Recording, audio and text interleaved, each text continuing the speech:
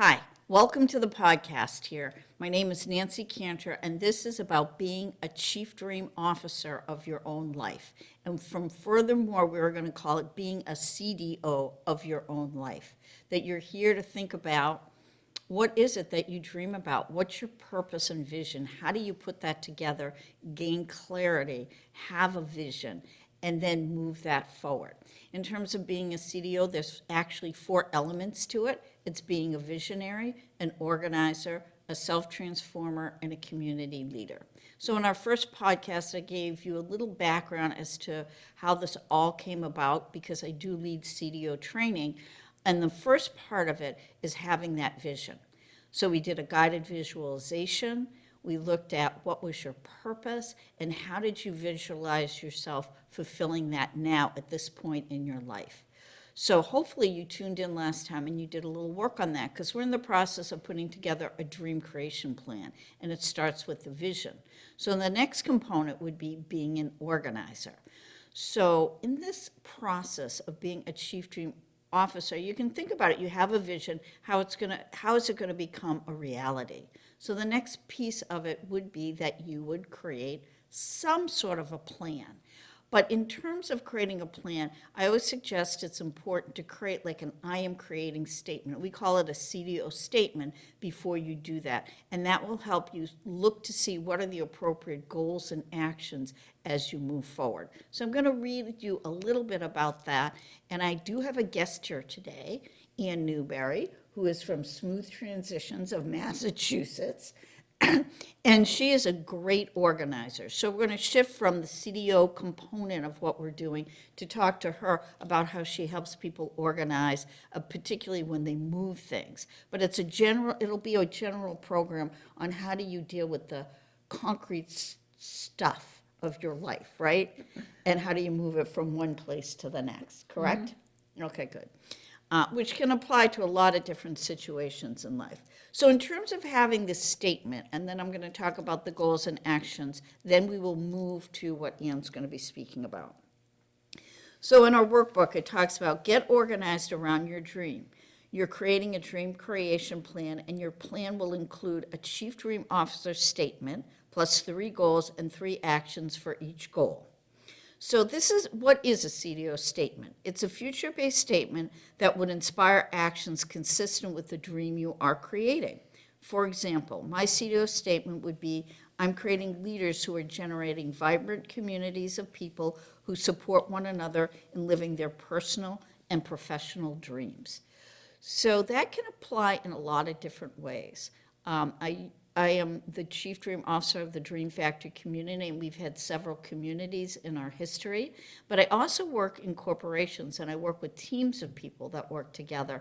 And I actually use this training inside of corporations to help people clarify their vision for themselves, but then also what's the vision for the team or the company. So this material works very well, whether it's personally or professionally, in how you apply yourself to having visions and moving things forward. So I'm going to start out by asking Ann, what is your CDO statement? Well, I happen to bring it with me. That's a good sign. We work together pretty well here. So what I'm creating is an environment where I can feel purposeful through helping others with my move management business, creating functional pottery, and enjoying activities with friends and family. And through that, I'm incorporating work-related things, play-related things, and social things. So I've kind of merged all of that into one vision for the life that I want. And as you mentioned in an earlier conversation, it's like my personal vision statement for my life as compared to a company that has a vision statement for how they're going to function. Yeah, exactly. And I think I like the way, because I always say, like, being a Chief Dream Officer, it's a proactive approach to taking on your life, your work, and your world. And I think you incorporated all that in your CDO statement nicely.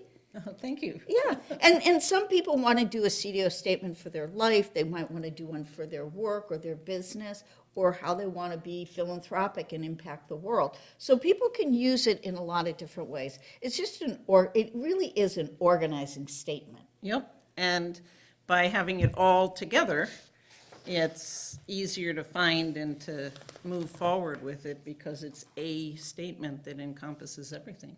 Yeah, very efficient, as I would think you would be because you're very organized. Okay, so you come up with your statement, and we have my example and your example. And then you move to creating goals and actions, which I know you've done. Like one of the things that we do within the Dream Factors, we have circles, and that the workbook that I have has accountability in it. So every month you would meet. And how long were you in a circle? You were in one for several years. But quite a long time, and it was, we supported each other with different aspects of our lives, and we helped each other understand that sometimes if you had a month that you didn't meet your goals for the month, it was okay, and other times there would be things you did that you didn't recognize were working towards your goals. And so it was just a way to support each other, encourage each other, and help each other meet our individual statements. Yeah, yeah. And it's kind of nice to have a group of people. Like it is a lot about community, that you have people that know what your statement is and know what your vision is. And they're there to support you. And if you meet on a regular basis, it's great for support and accountability. And it's a safe environment. Yeah. So you could say things that you wouldn't tell anyone else, but you knew it stayed in the circle, and everyone was very understanding and sharing. Yeah, yeah. Well, and it's funny, one of the women in your group, in your circle, Anna, I was talking with her one time when she first joined the Dream Factor, and she was saying that she would go out with her friends. And it was always like everybody wanted to get away from the kids and go out with the friends. So, but what did they do when they went to their little gathering is they talk about their kids. And I mean, not that it's bad to talk about your kids, it's totally wonderful. But I like where this kind of accountability circle has more of a focus. Like it's about you. And it's about what you want to create, and that you have a team of people or a group of people or a community of people who actually know what that is and can cheer you on as you move forward. Mm-hmm. And I think it's important because a lot of people focus on helping others and don't take the time to help encourage themselves. Yeah, yeah. Well, I would say I don't want to just pick on women, but I would say women in general are very tied up in, they have a lot to take care of. You know, in the sandwich generation, they could be taking care of their business, they could be taking care of their kids, their nuclear family, and then their parents. So it can get pretty overwhelming sometimes. So it's nice to actually have some time where you think about yourself, what's important to you, and how do you move things forward, and what kind of support do you need to have that happen? That's kind of a good question to ask. Well, and that's where the goals come in. Yes. You set up the goals, and the corollary of setting up the goals is what support do you think you need in order to meet those goals? Yes. So the statement points to the goals, and then the goals point to the actions. And then it also points to the support you need in order to stay accountable for what you say you want to do. Correct. It's funny how it all works. It's so organized. I love that. So I just want to say, in terms of the goals, so we say SMART goals, which is pretty common in a lot of cases: specific, measurable, attainable, realistic, and time-bound. And all that means is specific. It can't just be airy-fairy in general. It's got to be targeted at something. If you look at your statement, it pretty much lends itself. Like, do you remember early on, I mean, it's hard to say this, but do you remember with your statement, I mean, that statement has passed the test of time, wouldn't you say? It's evolved over time. And, I mean, initially, I had some other directions I was trying, and it didn't work for me, and then I tried something else, and it didn't work for me, and then I finally came up with a statement that kind of truly encompassed what I was aiming towards. Yeah, And once you have the statement, it really helps point you in a direction.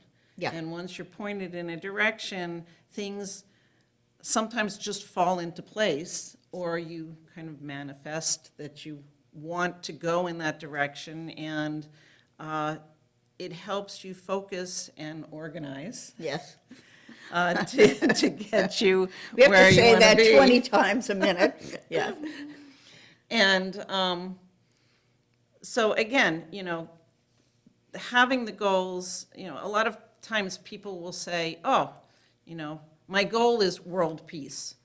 Well, it's something that is lovely to aspire towards, but how do you measure that? How do you take steps towards it? Can you, as an individual, create world peace, or do you need a lot of other people helping? So, by having the SMART requirements, Yeah, it takes it down to a level that you can impact. Maybe you want to make sure that, figure out a way that your family can survive for a week without any arguments. okay. Then you've kind of narrowed it down to something that's doable. A lot of times when I'm working with people, helping them sort through their lifetime of treasures, Yep, I equate it to eating an elephant. If you look at your household of treasures, you're gonna be like a deer in headlights, frozen, going, oh my Lord, I'm never gonna get through all this. I can't, I won't, I don't. But if you take it one bite at a time yep, and don't look at the big picture beyond knowing where you wanna go as an ultimate goal, you get there without realizing all the work that you've done to get there. yes. Well, also too, that, this might be a good way to look at this, because you work with clients, right? I mean, I don't want to say right, like, I know you do. I'm not questioning that. And so I would imagine they have a vision, that by a certain time, they want to create something, or they want to have a smaller home of their dreams in a certain location. Or, can you give me an example of a vision one of your clients has? Sometimes it's more of a requirement than a vision. Well, but I want But- you to play around with looking at it from a vision. And I get sometimes things come down, certain ages, you got to do certain things. But if you're going to look at it from as a vision, like a purpose, a vision, which is a dream, True. what could it look like? And I do say to them, in a perfect world, what are you looking to accomplish? And, they will say that, mostly they start off by saying, I want everything in my big 4-bedroom house to fit in my 1-bedroom apartment. Okay? Then we have conversations about the fact that no matter how big my shoehorn is, it's not going to fit it.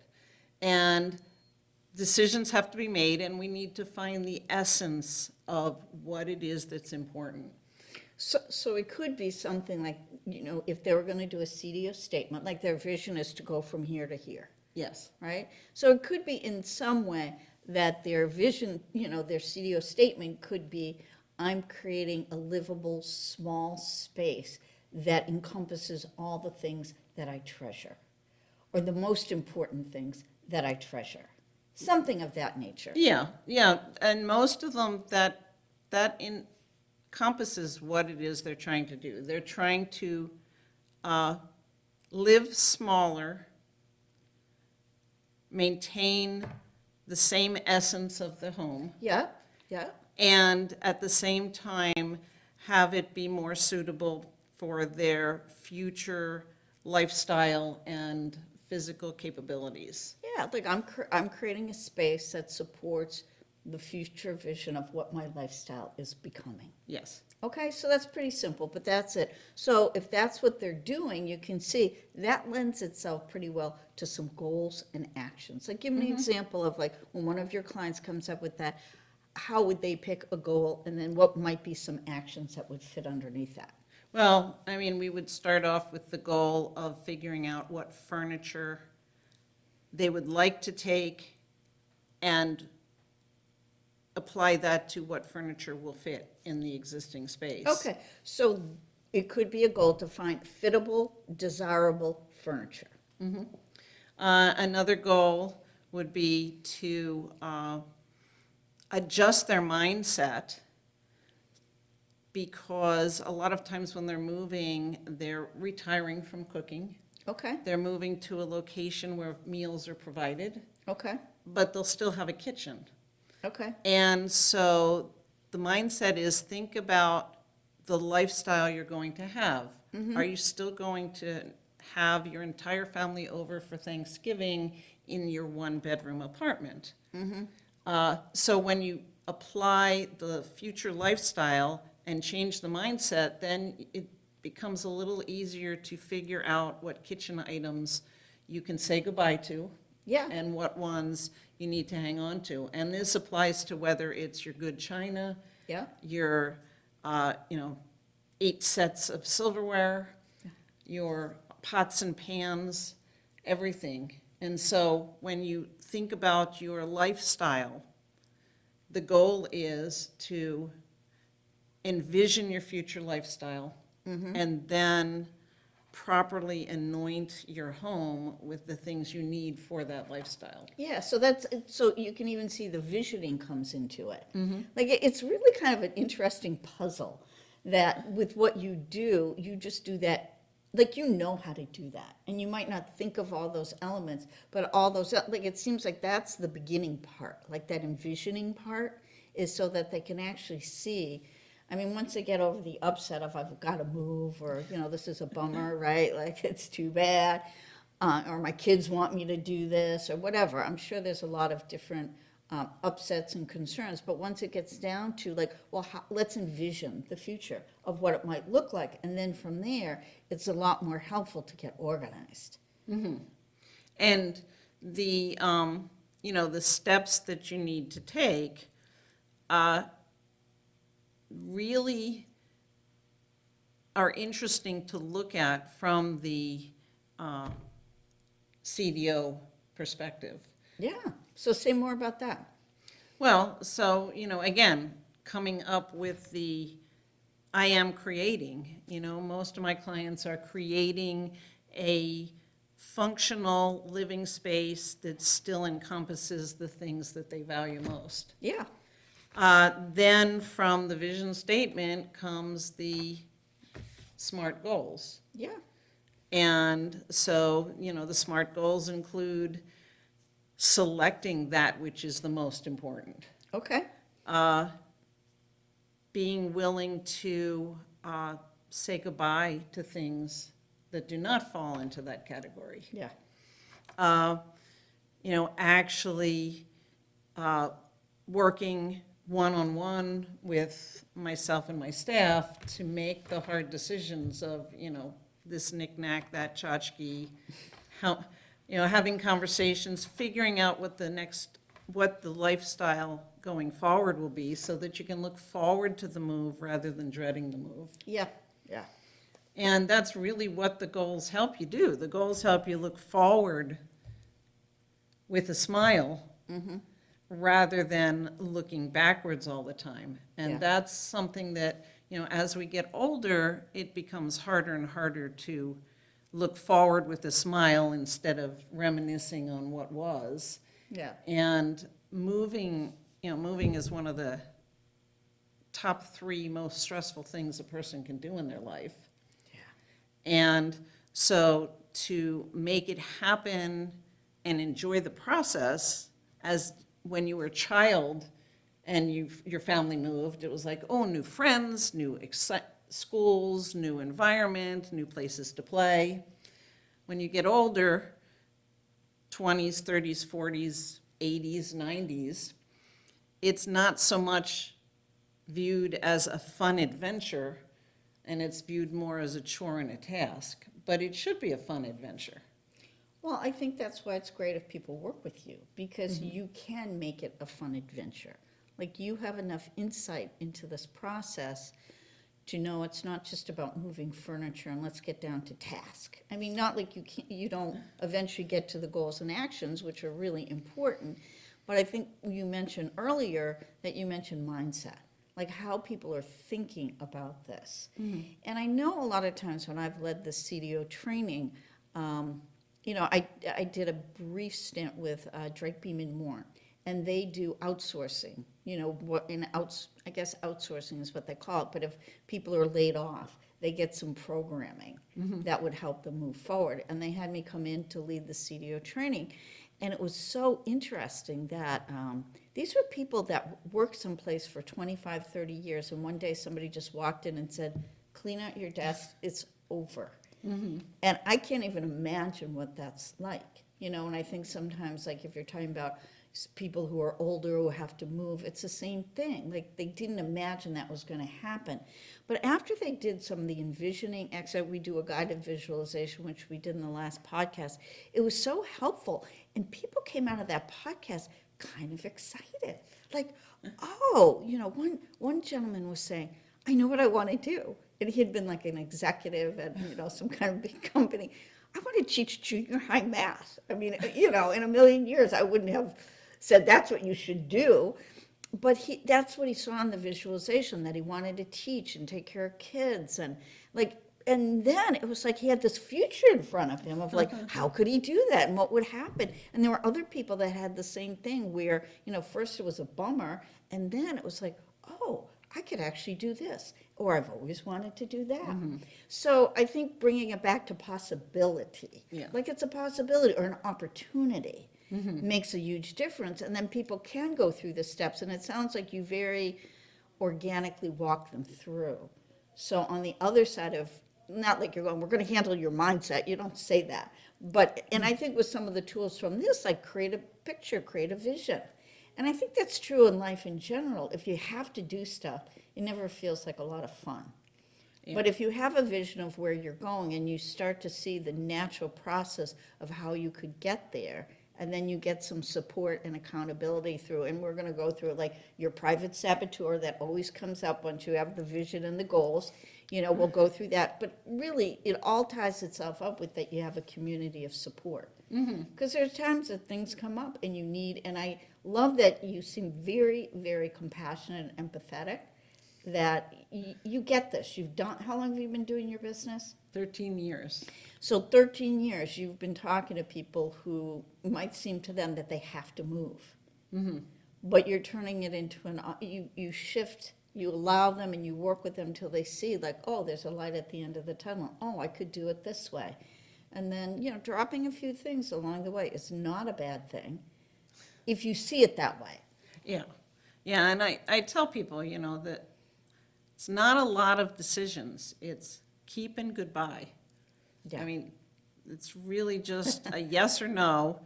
Okay, you can have a little, I can't decide right now. But as you go through the steps of this, as you start realizing you're getting closer and closer to your goal, and you're getting closer and closer to accomplishing your vision, it becomes a little easier to look again at some of the I don't think I can make it decisions. And also, sometimes people revisit the things that they absolutely thought they needed, and they say, I don't really need this. Yeah. I don't really. So it's an evolution, it's a process. That's why with the CDO training and with the accountability groups, that's why there's goals 1 month at a time. Yes. And so you set the goals for the year, but then you are accountable 1 month at a time on mini goals. Yep. And sometimes when you revisit the goal at the end of the month, you say, okay, I want to continue doing that. Or you say, that wasn't exactly what I thought. I need to go back and think it again. Yep. And so it's, it's part of the organization, it's part of the visualizing, it's part of the accountability. And basically in my business, we provide the accountability to the clients. We hold their feet to the fire. And when they stumble and run across a drawer full of love notes from their spouse from years gone by and need to read every single letter, we can still continue through the rest of the living room to ask, what about this? Do you need that? Do you have to keep this? And by the time they're finished that box full of letters, they look up and they're like, oh, we haven't gotten anything done. And I turn to them and I say, no, we're done the entire living room. So it's You are a great partner to have. it's because, we're not as attached, and that's the thing. When you have circle groups and you have accountability partners, they're not as attached to the direction and the decisions you as a person are making. Yep.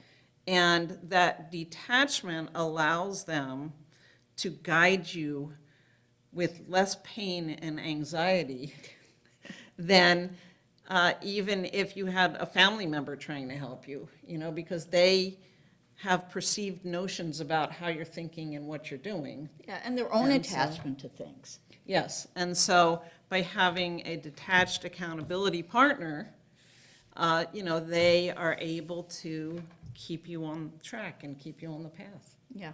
to Well, success. To success. Okay, so, we've related this to your business, and you're a very good example of how it plays itself out in your business. So you're a natural coach for people about how do you go from vision to reality. Because that's a step. People like to talk about visions a lot. Well, but then, till you pick a time, until you pick the goals and the actions, it doesn't necessarily happen. So it's very important to have that bigger picture, more of that lofty view that shows up in your CDO statement that feels really good. So if you want to get there, you got to go here. And that if you have accountability along the way, it really helps. Now, I know I've invited you to speak at the Dream Factory Gathering on April 17th. This is 2025. I want you to relate to what we're talking here. Like, what are you going to talk about there that people would want? And it's going to be on Zoom plus in person at the Waterview Terrace Apartments. What are you going to offer people on that? Like, this is more, you're older, you're moving, that's the business you run. I'm sure you could move younger people and do the same thing, right? Oh, we do all ages. You do all It's ages, just, okay.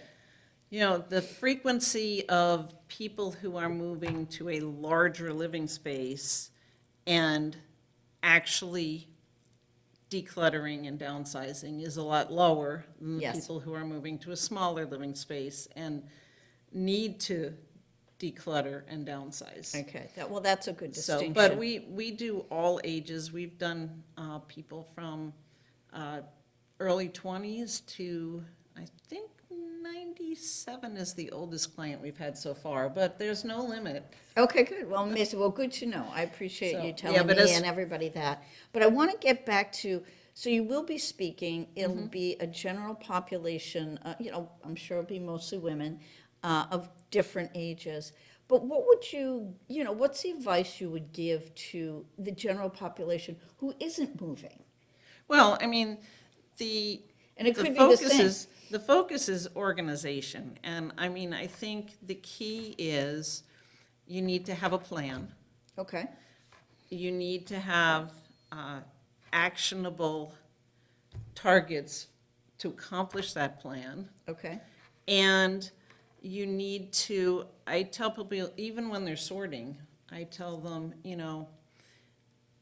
you need to remember your organizational plan. okay. If you're going to put dots on things you want to keep, then write it down somewhere, because I learned early on, I don't even know how young I was when it was first driven home to me, if it's not written, it's not real.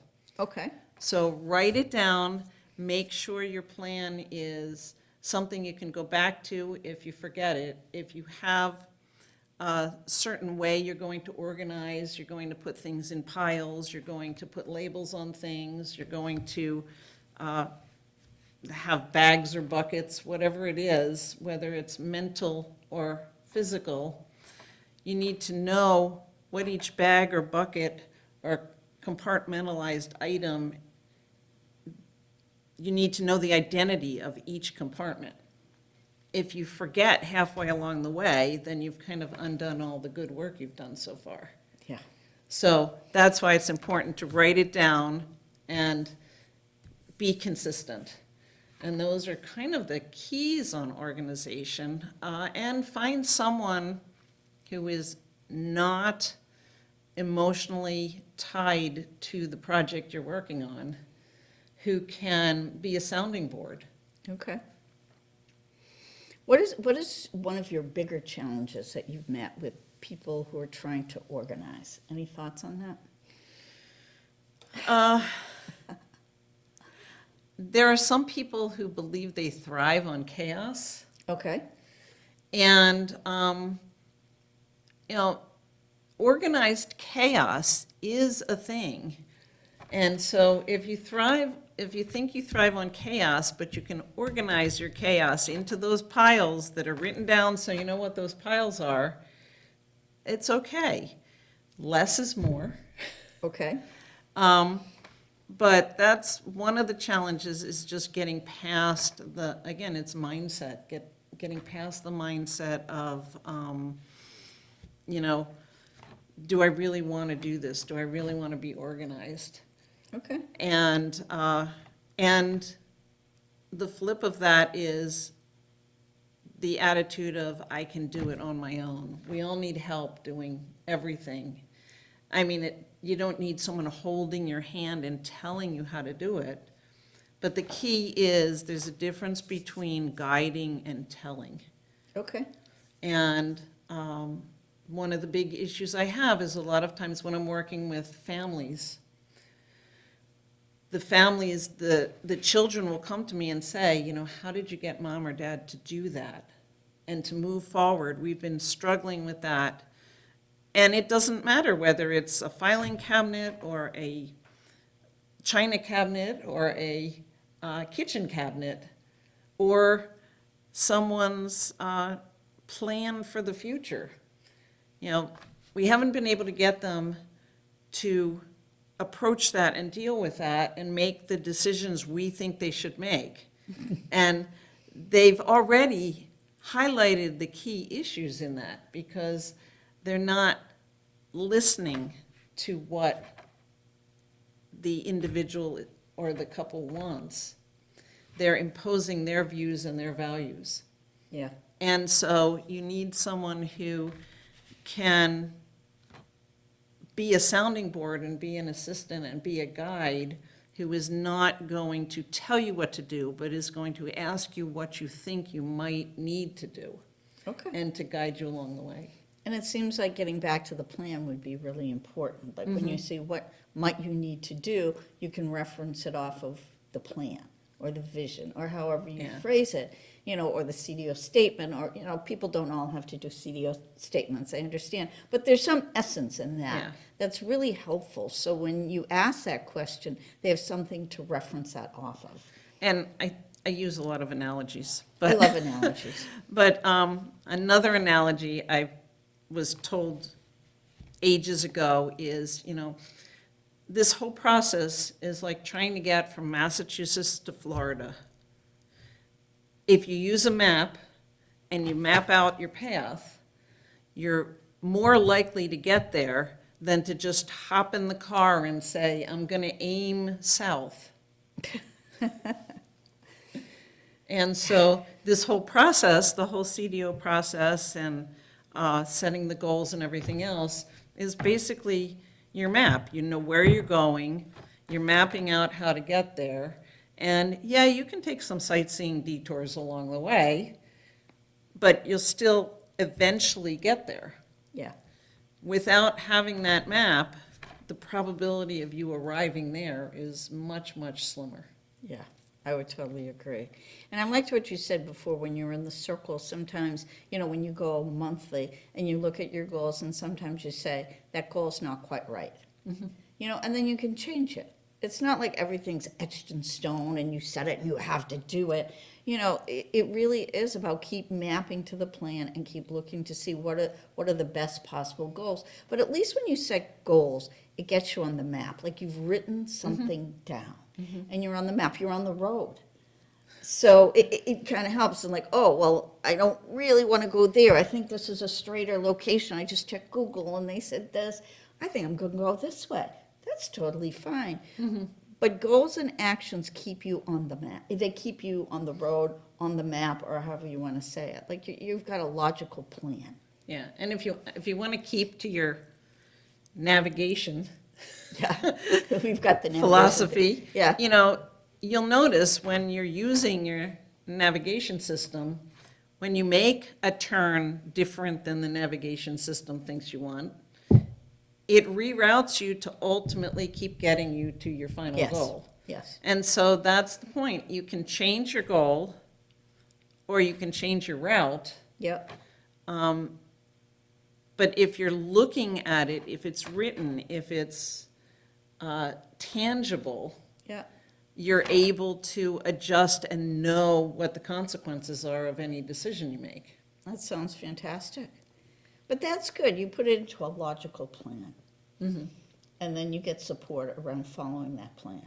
Yeah, and it doesn't matter whether you're talking about moving to a smaller living space Right. or trying to create a new business after you've been laid off, Yep. or, designing a piece of artwork. Yeah. You still have a destination and a path to take. Yeah. And it's all, and I keep reminding myself, and it's tied into a bigger vision. So it isn't just goals and actions, but it's tied into a bigger vision that's inspiring and something you truly want. Mm-hmm. I think it's great. So I think you've given some really good ideas. I mean, with the podcast, I think the whole point of it is I do want people to map through what the CDO training looks like in reality. So it's not just a concept, but it gives you some ideas of how you can utilize it. And then, that I wasn't planning on necessarily having a guest that's going to speak at a gathering, but we do have one on April 17th.